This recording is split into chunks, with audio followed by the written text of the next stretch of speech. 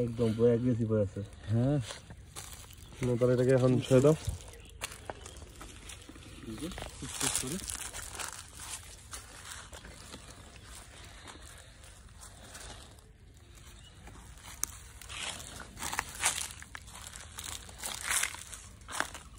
ওরকমই মনে হচ্ছে।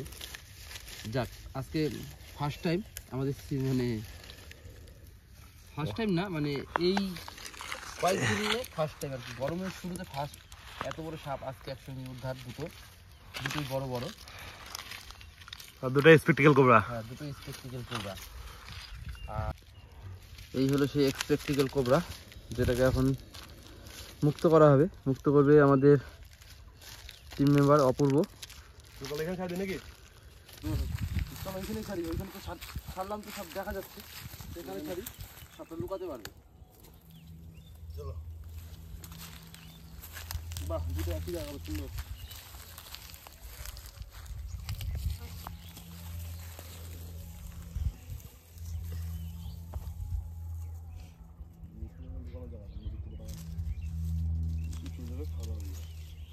কেমন লাগলো?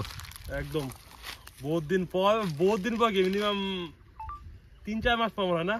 2 মাস 2 মাস পর আজকে দুইটা পাওয়া গেল। রিলিজ করে খুব ভালো লাগলো। আর অনেকদিন পর ফরেস্টে আসা হলো, ফরেস্টে দেখলাম। ফরেস্টের অবস্থাও খারাপ হয়ে গেছে তাই না? খারাপ হয়ে গেছে। খারাপ হয়ে গেছে, আবার ঠিক করতে হবে, আগের মতন অবস্থা নিয়ে আসতে হবে। তো চলো, অনেকে পিকনিক খায় এরকম নোংরা টোংরা করে রাখছে ফরেস্ট, তো ফরেস্টটা একটু পরিষ্কার করতে হবে। দেখা যাক কোন দিন আমরা সময় পাই সবাই। তো আমরা চলে এসেছি আজ দুটি সাপ রিলিজ করতে, একটি হচ্ছে র্যাট স্নেক আর একটি হচ্ছে ইন্ডিয়ান স্পেকটিক্যাল কোবরা। তো একটা সাপ, এটা কোন জায়গা থেকে ধরা হয়? এটা রূপরামগঞ্জ হাই স্কুল থেকে। রূপরামগঞ্জ হাই স্কুল থেকে এটা রেস্কিউ ভিডিও আছে। সাপটাকে এখানে ছেড়ে দাও, চলে যাবে।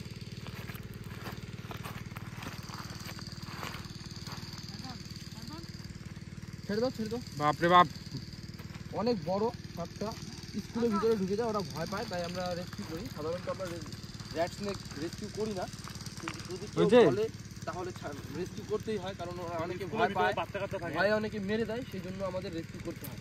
যদিও এই সাপে কোনো বিষ নেই, একদম নির্বিষ একটি সাপ। তো এখন আমরা এই ইন্ডিয়ান স্পেকটিক্যাল কোবরাটাকে রিলিজ করে দেব এই ফরেস্টে।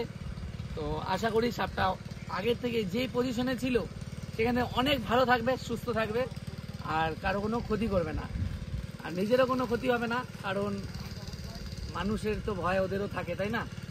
চলো এখানে ছেড়ে দিই নাকি? হ্যাঁ এখানে ছেড়ে দিই, ফরেস্ট আছে, ছেড়ে দিচ্ছি। ছেড়ে দাও। প্রচুর অ্যাগ্রেসিভ আছে সাপটা। এটা গতকাল বিধাননগর জ্যোতিপাড়া থেকে রেস্কিউ করা হয়। একটা বাড়িতে ঢুকছিল আর কি, একটা বাড়িতে ঢুকেছিল। যাই হোক, ভিডিও ফুটেজ আমাদের কাছে নেই, আপনাদের দেখাতে পারছি না, যতটুকুই আছে অতটুকু দেখানোর চেষ্টা করছি। তো যাই হোক, আবারও বলছি, আমাদের মতন সাহস করে কেউ কিন্তু এভাবে হাত বাড়িয়ে রেস্কিউ করতে যাবেন না, এতে মারাত্মক দুর্ঘটনা ঘটে যেতে পারে। ভয় কখন কি হয় বলা যায় না, ভয় তো সবারই থাকে, সাপেরও ভয় আছে, মানুষেরও ভয় আছে। কোনো ভুল ত্রুটি থাকলে কমেন্ট করে বলো। দেখা হচ্ছে নতুন কোনো ভিডিওতে, নতুন কোনো রেস্কিউতে। ততক্ষণের জন্য টাটা।